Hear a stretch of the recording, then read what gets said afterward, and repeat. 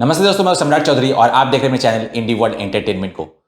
तो Russian media का recently कल ही जो है रिएक्शन आया है। दो तीन बहुत सारे चैनल्स में एक्चुअली ये वीडियो था। इस वीडियो को चुना क्योंकि ये 7 मिनट्स का वीडियो है। ये हम एग्जैक्टली रशियन मीडिया भी नहीं कह सकते क्योंकि ये DW ना रूसकम है, मतलब DW इन रशियन। ये लोग जो है अपना हिडन एजेंडा चलाते हैं। इनको अलाउ भी क्यों किया जाता है मुझे नहीं पता। जैसे कि BBC हिंदी, ये BBC लोग वगैरह, हमको ऑलरेडी इनका ट्रैक रिकॉर्ड पता है। एक तरफ इजराइल है जहां पे दूसरे देशों के अंदर भी अगर इजराइल के खिलाफ कुछ होता है, कुछ प्रोपेगेंडा होता है, तो इजराइल घुस के जो है वहां पे मिसाइल्स मारते हैं, बिल्डिंग उड़ा देते हैं। और एक है इंडिया, इवन रशिया, जो कि इन सांपों को, इन आस्तीन के सांपों को अपने देश के अंदर अलाउ कर रहे हैं। खैर रिपोर्टिंग तो ऑब्वियसली आप सोच ही सकते हैं थोड़ा यूरोपियन पर्सपेक्टिव से होगा, लेकिन कमेंटर्स तो बेसिकली रशियन ही थे। तो रशियंस ने अच्छे तरीके से धोया है और बहुत सारे कमेंट्स को मैंने रिप्लाई भी किया है। तो चलिए पहले वीडियो देख लेते हैं, उसके बाद बहुत सारे कमेंट्स हम देखेंगे और बहुत सारे कमेंट्स का एनालिसिस भी मैं करूंगा। So let's start.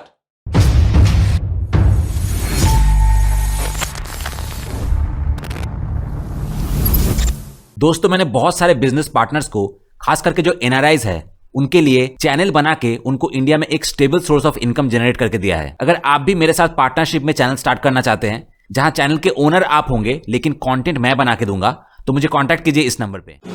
Donald Trump लगातार क्रेमलिन पर दबाव बनाने की कोशिश कर रहे हैं। On the eve of his visit to Moscow, एक बार फिर अमेरिकी राष्ट्रपति की आलोचना की लहर रूस के आर्थिक साझेदार भारत पर आ गिरी। अपने कंसल्टेंट स्टीफन मिलर के बाद ट्रंप ने पब्लिकली भारत पर रशियन मिलिट्री व्हीकल को सहायता देने का आरोप लगाया।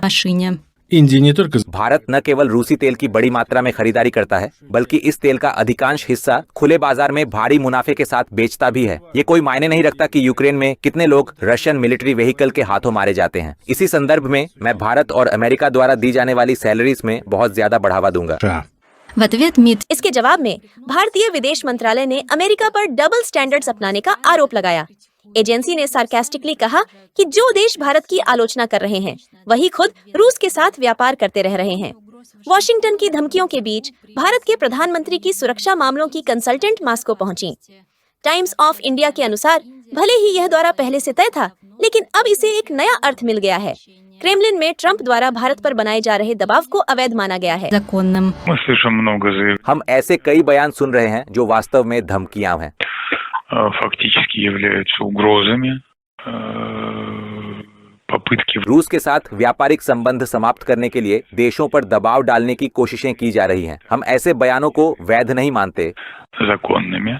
Мы считаем, что हमारा मानना है कि संप्रभु देशों को अपने व्यापारिक साझेदारों को चुनने का अधिकार होना चाहिए और है भी। партнеров अबखाजिया क्षेत्र की स्थिति क्या है? क्रेमलिन में स्पष्ट और बेबाक भाषा में व्याटोतस के साथ इस पर चर्चा करने की योजना है। विशेषज्ञों का कहना है कि ट्रंप को यूक्रेन में समाधान के लिए पुतिन से ठोस प्रस्तावों की उम्मीद है। Он не увидел ничего нового. उन्हें इस्तांबुल में हुई तीसरे दौर की वार्ता में कुछ भी नया नजर नहीं आया, जो कि रिकॉर्ड समय में करीब 40 मिनट की रही थी, अगर मुझे ठीक से याद है। Это минут, насколько я помню. उन्हें व्लादिमीर पुतिन की ओर से कोई ठोस कार्रवाई नहीं दिखी। Со стороны Владимира Путина उनके लंबे अल्टीमेटम की घोषणा के बाद भी कोई नई पहल या कदम नहीं उठाया गया। никакого длинного ультиматума. इसके अनुसार उन्होंने नए कदमों को प्रोत्साहित करने के लिए अपने अल्टीमेटम को कम कर दिया, लेकिन फिर भी कोई प्रतिक्रिया नहीं मिली। एक भयंकर चुप्पी रही, जिसका जवाब अब उन्हें किसी न किसी तरह देना होगा ताकि उनकी राष्ट्रपति की छवि बनी रहे। व्याटोतस ये समझने के लिए जा रहे हैं कि क्या कोई नए प्रस्ताव सामने आए हैं। क्रेमलिन से करीबी संबंध रखने वाली रॉयटर्स का दावा है कि पुतिन ट्रंप की शर्तों को मानने के लिए तैयार नहीं है। उनके अनुसार रूसी राष्ट्रपति शांति वार्ता से पहले डोनेट्स्क, लुगांस्क, खेरसोन और जापोरिजिया क्षेत्रों पर कब्जा करने की योजना बना रहे हैं और अपनी सफलता को लेकर पूरी तरह आश्वस्त हैं।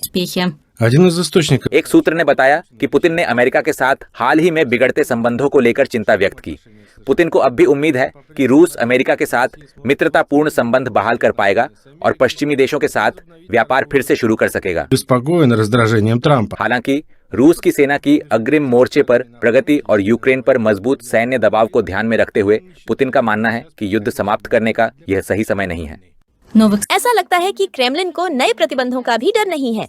रॉयटर्स के सूत्रों का मानना है कि मॉस्को में यह भावना है कि अमेरिका उद्धरण के अनुसार रूस के खिलाफ ज्यादा कुछ नहीं कर सकता। ट्रंप विटकॉफ की यात्रा के बाद कोई नई रणनीति अपनाते हैं या नहीं, यह पॉसिबली आने वाले दिनों में स्पष्ट हो जाएगा। संभावना है कि आने वाले कुछ दिनों में इसका पता चल जाएगा। आइए बात करते हैं 8 अगस्त के अल्टीमेटम की अवधि समाप्त होने के बाद ट्रंप के संभावित कदमों पर हमारे अमेरिका स्थित संवाददाता मिखाइल कोमोडोव्स्की के साथ। नमस्कार मिखाइल। आज डोनाल्ड ट्रंप ने यूक्रेन में युद्ध समाप्त करवाने के लिए पुतिन पर दबाव बनाने के इरादे से तेल की कीमतें कम करने की धमकी दी। सिद्धांत रूप में यूरोप में निश्चित रूप से इस घटनाक्रम को लेकर खुशी होगी, लेकिन अभी यह स्पष्ट नहीं है कि वह इसे कैसे करने वाले हैं। वॉशिंगटन में इस पर क्या कहा जा रहा है? वास्तव में यहाँ ज्यादा स्पष्टता नहीं है और विवरण भी बहुत अधिक नहीं है। हम देख रहे हैं कि ट्रंप जिस तरह से अब रूस यूक्रेन युद्ध को लेकर बयान दे रहे हैं, वह उनके दूसरे कार्यकाल की शुरुआत में दिए गए बयानों से बिल्कुल अलग है। एक दिन पहले ही उन्होंने भारत पर निशाना साधा और कहा कि नई दिल्ली बड़ी मात्रा में रूसी तेल खरीद रहा है और उसका एक महत्वपूर्ण हिस्सा खुले बाजार में पुनः वितरित कर भारी मुनाफा कमा रहा है। साथ ही उन्होंने इस देश पर यूक्रेन में रूसी सैन्य मशीन के कारण मारे जा रहे लोगों की मौतों को लेकर उदासीनता का आरोप लगाया। इसी संदर्भ में उन्होंने यह भी कहा कि वह अमेरिका को भारत द्वारा चुकाई जाने वाली कर्ज पर शुल्क को काफी हद तक बढ़ाने का इरादा रखते हैं। क्रेमलिन, जो कि भारत और ईरान का एक प्रमुख व्यापारिक साझेदार है, ने इस मुद्दे पर मंगलवार को कोई टिप्पणी करने से परहेज किया। मंगलवार को ही, जैसा कि पहले भी सही ढंग से बताया गया, उन्होंने कहा कि ट्रंप द्वारा शुल्क बढ़ाने की धमकी देना देशों को रूस के साथ व्यापार बंद करने के लिए मजबूर करने का एक प्रयास है। और यह सब उस पृष्ठभूमि में हो रहा है जब यूक्रेन के राष्ट्रपति कार्यालय ने कहा कि युद्ध के दौरान रूसी सेना द्वारा इस्तेमाल किए गए ईरान निर्मित शाहेद 136 ड्रोन में भारतीय पुर्जे पाए गए हैं। वास्तव में इस संदर्भ में होने वाले घटनाक्रमों पर नजर रखना बहुत महत्वपूर्ण होगा। आखिर किस उद्देश्य से अल्टीमेटम की अवधि समाप्त होने से पहले उइगर एम्बेसडर की यात्रा हो रही है? क्या ट्रंप इस दौरे के बाद अपना गुस्सा छोड़कर नरमी अपनाएंगे और अल्टीमेटम को रद्द कर देंगे या इसकी अवधि बढ़ा देंगे? आखिरकार मॉस्को के खिलाफ दी गई कई धमकियों को अमल में लाने को लेकर विश्वास, साफ तौर पर कहें तो, बहुत ज्यादा नहीं है।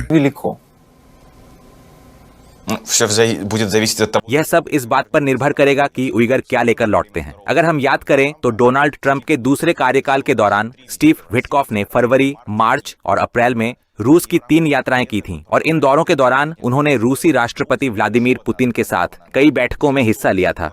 एक और बैठक 6 से 7 अगस्त के लिए निर्धारित है, लेकिन ये बैठकें युद्ध विराम या शांति की दिशा में कोई अपेक्षित परिणाम नहीं ला सकी। विटकॉफ ने ये राजनयिक मिशन ट्रंप के विशेष दूत के रूप में पूरे किए थे, जिनका मुख्य उद्देश्य रूस यूक्रेन युद्ध को लेकर शांति वार्ताओं पर केंद्रित था।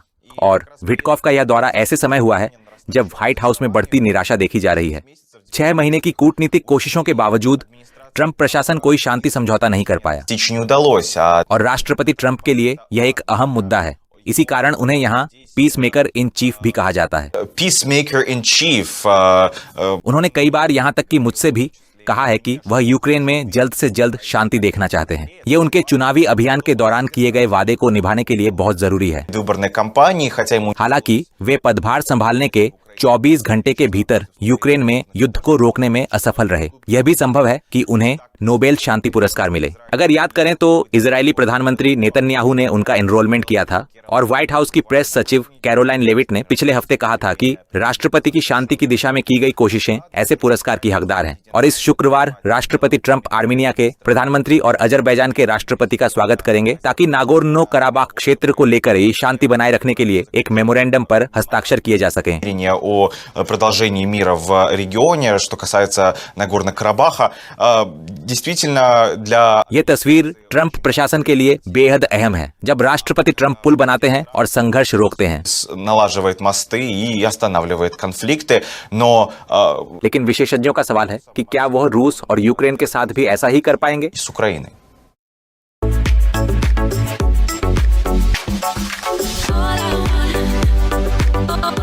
सबसे पहले दिलशौद ने लिखा है कि अमेरिका हथियार सप्लाई करता है और भारत युद्ध से मुनाफा कमाता है। ये पूरी तरह बकवास है। उसके बाद एना लेनिना ने लिखा है कि अपनी पाबंदियां आप जहां फिट बैठे वहां रख लें। उसके बाद कैफास काइन ने लिखा है कि आप तय कीजिए क्या भारत ने ट्रंप की शर्तों से सहमति जताई या कड़ा जवाब दिया या फिर रूसी यूनियन से तेल खरीदना जारी रखा? ये जिनको नहीं पता है बता दूं, ये मैंने 2-3 वीडियो से, जैसे कि मैंने कहा कि बहुत सारे मीडिया से ये रिपोर्टिंग आ रहा था, तो आज़रबाईजान मीडिया, बाकू टीवी, वो भी ये रिपोर्टिंग कर रहा था। वो 2 मिनट का वीडियो था, तो इसलिए मैंने उसको उतना भी इंसाइट्स नहीं था उसमें, तो इसलिए मैंने ट्रांसलेट डब नहीं किया। लेकिन वहाँ पे लिखा गया था कि इंडिया ट्रंप के साथ अग्री करते हैं, इंडिया ट्रंप के कंडीशंस में राजी है। उसके बाद लिखा है कि इंडिया स्ट्रांगली रिप्लाइज यूएसए। तो इनके देश के लोगों की तरह इनकी मीडिया भी पागल है। तो इन्होंने, जो रशियन कमेंटर है, इन्होंने लिखा है कि पहले डिसाइड करो कि तुम कहना क्या चाहते हो। एक तरफ तुम बोल रहे हो कि इंडिया ट्रंप के कंडीशंस के साथ एग्री है, और दूसरी तरफ बोल रहे हो कि इंडिया रशिया से ऑयल परचेज करना कंटिन्यू रख रहा है, और इंडिया ने यूएसए को बहुत सीवियरली रिप्लाई किया है। तीनों चीज़ जो है कंप्लीटली कॉन्ट्राडिक्टरी है। तो तुम कहना क्या चाहते हो वो पहले डिसाइड करो, क्योंकि दोनों से अभी ऑब्वियसली क्या है कि आज़रबाईजान का मीडिया है, तो इंडिया की तारीफ जो है करना चाह रहे हैं पर निकल नहीं रहा है, तो इसलिए ऐसे ऊट पटांग टाइटल लेके आ गए हैं आज़रबाईजान मीडिया। उसके बाद निकोलाई कोजाएव ने लिखा है कि अमेरिका चीन को सजा देना चाहता था, इसलिए उसने एप्पल को भारत में शिफ्ट कर दिया, शायद कुछ और भी किया। अब कहां ले जाएगा? अब तो उन्हें अपने ही एप्पल महंगे दामों पर खरीदने पड़ेंगे। उसके बाद KBR 007 ने लिखा है कि भारत दुनिया की तीसरी सबसे बड़ी इकोनॉमी है, वे कुछ भी बैन नहीं कर सकते। उसके बाद टॉकलॉक ने लिखा है कि भारत को क्यों परेशान कर रहे हो, तुम जितना भी रिसोर्सेज भेजो सब कुछ वहां ब्लैक होल की तरह गायब हो जाता है, इसीलिए वहां हमेशा तेल और रिसोर्सेज की जबरदस्त जरूरत रहती है। लगता है तुम्हें अभी तक ये समझ नहीं आया कि 1 अरब की आबादी क्या होती है। उसके बाद समीरा तुमासेविचा ने लिखा है कि हाँ, भारत बिल्कुल सही कदम उठाते हैं, अपने देश के हित में और अमेरिका की मनमानी के आगे झुकते नहीं हैं। उसके बाद फाइनल डेस्टिनी ने लिखा है कि भारत बिल्कुल सही है जो अमेरिका की धुन पर नहीं नाचता है। उसके बाद ग्राजदानिन रोमानोव ने लिखा है कि here they are double standards. उसके बाद AK 2,09,100 ने लिखा है कि यह बात अहम है कि जो देश भारत की आलोचना कर रहे हैं वे खुद ही रूस के साथ व्यापार जारी रखे हुए हैं, हमारे विपरीत उनके लिए ऐसा व्यापार कोई जीवन मरण का सवाल नहीं है। भारतीय विदेश मंत्रालय ने 5 अगस्त को इस पर प्रतिक्रिया देते हुए कहा। उसके बाद शैडो ने लिखा है कि ट्रंप बोलने में माहिर है लेकिन उसका कोई असर नहीं होता। भारत ने पीछे से ट्विटर पर नहीं बल्कि कूटनीतिक माध्यम से जवाब दिया, और तो और उसने विस्तार से बताया कि रूस के साथ कई देश व्यापार कर रहे हैं जिनमें खुद अमेरिका भी शामिल है। तो अब बताओ जोकर असल में कौन है? उसके बाद दीमा कोमोव ने लिखा है कि कई लोग रूस का अंत देखना चाहते हैं लेकिन अब तक सबको सिर्फ उसके तमाचे ही मिले हैं। उसके बाद IGORG एक्सेसी ने लिखा है कि ट्रंप दबाव बढ़ाना ही चाहते हैं तो अपनी मेलानिया पर बढ़ाइए। ये सही है गुरु, सही बोला है कि अगर ट्रंप ने मेलानिया पर प्रॉपरली प्रेशर डाला होता तो मेलानिया को वहां पे सिलिकॉन नहीं डालना पड़ता। साले बुड्ढे अपनी बीवी से, तो अपनी बीवी को दबा नहीं पता चला है इंडिया को दबाने। तो जो प्रेशर तू बोल रहा है, पहले अपनी बीवी पे तो प्रेशर डाल नहीं पाया तो इंडिया के ऊपर क्या प्रेशर डालेगा? चल निकल यहाँ से खुसर बुड्ढे। उसके बाद IGORGX ने लिखा है कि मजे की बात है, जिसने सारा तमाशा शुरू किया अब वही दूसरों को दोष दे रहा है कि मामला खत्म क्यों नहीं हो रहा। तो दोस्तों यहाँ पे मैं कुछ एक्सप्लेनेशन ऐड करना चाहूंगा। मेजॉरिटी जो सो कॉल्ड जियोपॉलिटिशियन है यहाँ पे गलत है। ये जो सो कॉल्ड फेमस जियोपॉलिटिशियन है, मे बी बहुत सारे केसेस में वो राइट होते हैं। मुझे उनके जैसे भी बोला तो कहूँगा वो बहुत नॉलेज रखते हैं। लेकिन रशिया में क्योंकि मैं रहा हूँ, इवन प्रशांत धवन जो है, प्रशांत धवन की बहुत सारे फैंस आ जाएंगे, मैं उनके बारे में ही स्पेसिफिकली बात करता हूँ क्योंकि मैं वो चैनल जो है बहुत पहले से फॉलो करता आ रहा हूँ। तो बहुत सारे केसेस में 3 वीडियो पर डे डालना सच में एक मतलब कोई भी वो करना बहुत ज़्यादा मुश्किल है। जहाँ पे प्रेजेस की हकदार है वहाँ पे मैं कभी भी चूकता नहीं हूँ किसी को प्रेस करने में। लेकिन जो उन्होंने बोला था कि बहुत सारे जिस टाइम रशिया पे सैंक्शंस लगे थे तो बोला था कि रशिया जो है अगला नॉर्थ कोरिया हो जाएगा, बिल्कुल आइसोलेट हो जाएगा। जब प्रशांत धवन किसी एनालिसिस के बारे में, किसी भविष्यवाणी के बारे में सही होते हैं तो वो ये ज़रूर बताते हैं कि देखो मैंने ये बोला था और ये सच हो गया। लेकिन जो भविष्यवाणी उनकी सच नहीं होते हैं वो उनके बारे में कुछ कहते नहीं है। खैर उस टाइम पे मुझे बहुत सारे लोगों ने गाली दिया था। मैं सिर्फ एनालिसिस कर रहा हूँ, मैं सिर्फ अपना ओपिनियन कर रहा हूँ। वो नॉलेज नहीं, वो नॉलेजेबल नहीं है या फिर वो ऊपर है नीचे है, ऐसा कोई भी बात नहीं है। लेकिन क्योंकि मैं रशिया में रहता हूँ, रशियन लैंग्वेज प्रॉपरली जाता हूँ, बहुत कोई बोलते हैं कि वो भी जानते हैं, बट उनकी रशियन जो है मैंने जितना भी सुना है वो प्रॉपर नहीं है। जैसे कि वो मास्को बोलते हैं बट एक्चुअली वर्ड जो है मास्कवा होता है, लिखते वो ओ है बट प्रोनाउंसिएशन मास्कवा होता है। तो उन्होंने जो कहा था, प्रेडिक्शन दिया था, मैंने तभी बोला था कि ऐसा नहीं है। रशिया एक बहुत बड़ा देश है, उसका बहुत सारे ऑप्शंस है। ये भी उन्होंने बहुत अपने वीडियोस में कहा था कि रशिया के पास अभी अब कोई ऑप्शन बचा ही नहीं।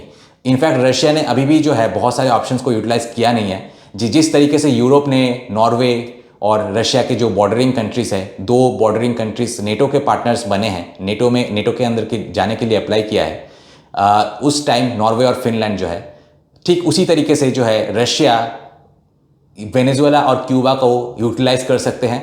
तो रशिया के पास अभी भी बहुत सारे ऑप्शंस है जो रशिया प्रॉपर्ली यूटिलाइज अभी तक नहीं किया है। रशिया के पास अभी भी बहुत सारे कार्ड्स है। तो और जो चीज़ मैं मेन मुद्दे पे आ रहा था कि मेजॉरिटी जो है सारे ही जियोपॉलिटिशियन सो कॉल्ड जो एक्सपर्ट्स है बोल रहे कि यूक्रेन ने बहुत बड़ा रेजिस्टेंस दिखाया है, रशिया जैसा बड़ा पावरफुल देश भी यूक्रेन पे कब्जा नहीं कर पाया है।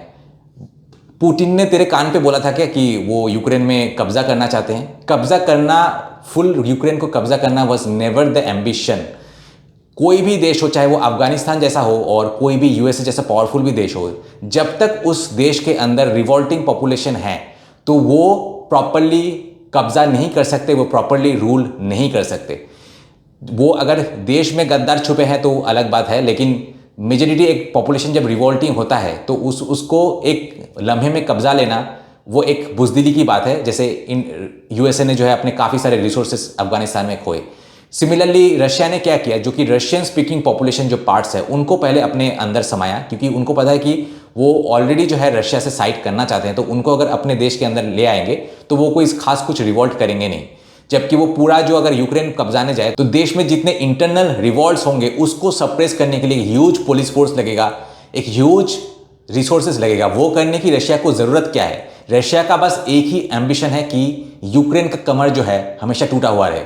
ठीक इंडिया जिस तरीके से ट्राई करता है, इंडिया पाकिस्तान को कब्जाने की कोशिश नहीं करते हैं, बट इंडिया के लिए एक वीक पाकिस्तान हमेशा एक प्रायोरिटी लिस्ट में है कि पाकिस्तान पावरफुल ना बने अपने नेबरिंग देश के हिसाब से, जिससे वो इंडिया के लिए कल को मुसीबत ना क्रिएट करे। ठीक उसी तरीके से रशिया ने भी, रशिया ऑलरेडी इतना बड़ा देश है, उसको क्या है, ठीक कुछ रिसोर्सेज वाला जगह जो है वो कब्जाया और रशियन एथनिक जो पॉपुलेशन है उस जगह को कब्जाया। फुल यूक्रेन को कब्जाना रशिया का एम्बिशन है ही नहीं। रशिया का बस इतना एम्बिशन है कि यूक्रेन हमेशा वीक रहे, नेटो को ज्वाइन ना करे, नेटो के मिसाइल्स, नेटो के बॉम्ब्स यूक्रेन में ना आए। इसीलिए हमेशा एक केओस, हमेशा एक वॉर वाला सिचुएशन जो है यूक्रेन में बना रहे, जिससे वो कभी भी रशिया के अगेंस्ट यूक्रेन को यूज़ किया जा ना सके। तो यही एम्बिशन है। बट सो कॉल्ड जो जियोपॉलिटिकल एक्सप्रेस है वो तो एक ही, मतलब एक ने बोल दिया बस सबको वही रिपीट करना है। तो मुझे क्योंकि पता है रशिया के मतलब अंदर क्या है, रशिया के पॉलिसीज क्या है, रशिया के लोगों की मेंटेलिटी क्या है, वो मुझे डिटेल्स में पता है। तो मुझे इसलिए पता है कि रशिया चाहे तो कल को भी यूक्रेन कीव को कब्जा सकते हैं, बट कब्जाना एक्चुअल मोटिव है ही नहीं। मोटिव ये है कि यूक्रेन जो है वीक रहे, नेटो को ज्वाइन ना कर पाए और आने वाले टाइम पे रशिया के लिए थ्रेट ना बने। उसके बाद टायाली कानकी ने लिखा है कि बहाना तो जबरदस्त है, असल में उन्हें तो बस पैसे चाहिए, रूस और भारत से उनका कोई लेना देना नहीं है। उसके बाद जुराबेक सईदोव ने लिखा है कि और उसे फिलिस्तीन के लिए दुख क्यों नहीं होता। उसके बाद कुवैती असाद ने लिखा है कि बात सीधी है, ट्रंप मेज पर मुक्का मारेंगे और हुक्म देंगे दाम घट जाओ, और बस दाम अपने आप घट जाएंगे। उसके बाद मरिया चेतवेरिकोवा ने लिखा है कि let India leave the US. उसके बाद मेरा लुक ने लिखा है कि डोनाल्ड ट्रंप नहीं, जोकर ट्रंप। उसके बाद बगदा तिमम बाइवा ने लिखा है कि भारत की तरह सिर्फ व्यापार करके युद्ध को स्पॉन्सर नहीं कर सकते, अमेरिका की तरह हथियार देने होंगे और अपने सहयोगियों को भी मजबूर करना होगा कि वही करें। उसके बाद मालिक मोहम्मद ने लिखा है कि बेहतर होगा कि अमेरिका से कहो कि फिलिस्तीन में हो रहे नरसंहार को फंड करना बंद करे। उसके बाद अलीबेक शेरलियेव ने लिखा है कि और तुम अमेरिका जायोनिस्टों को हथियार पहुंचाना बंद करो। उसके बाद एलिना ने लिखा है कि अमेरिका अपने परमाणु रिएक्टरों के लिए जरूरी पुर्जे रूस से ही खरीदता है, प्रतिबंधों से रूस को कोई नुकसान नहीं हुआ है, रूस एक विशाल राष्ट्र है, वह पूरी तरह से संगठित है और अपनी जरूरत की हर चीज खुद बनाता है।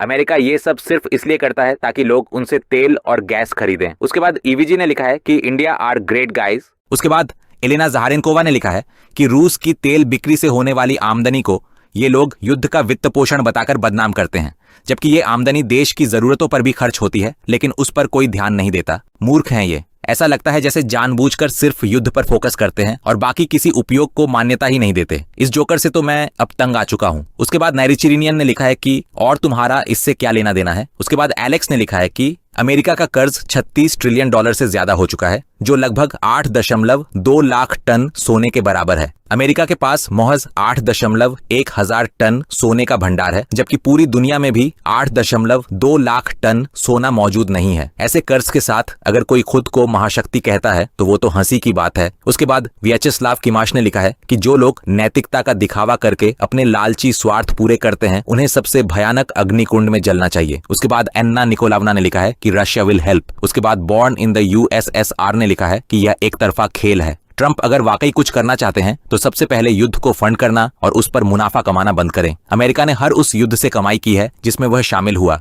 यहाँ तक कि ग्रेट पैट्रियटिक वॉर में भी उसने दूसरे देशों को सिर्फ हथियार नहीं दिए थे, बल्कि उससे भी फायदा उठाया था। और ये कहना कि अमेरिकी सरकार शांति चाहती है, एक सरासर झूठ है। उन्हें तो बस मुनाफा और यह चिंता है कि कहीं डॉलर वैश्विक मुद्रा की हैसियत न खो दे। असल में तो सब कुछ उसी दिशा में जा रहा है।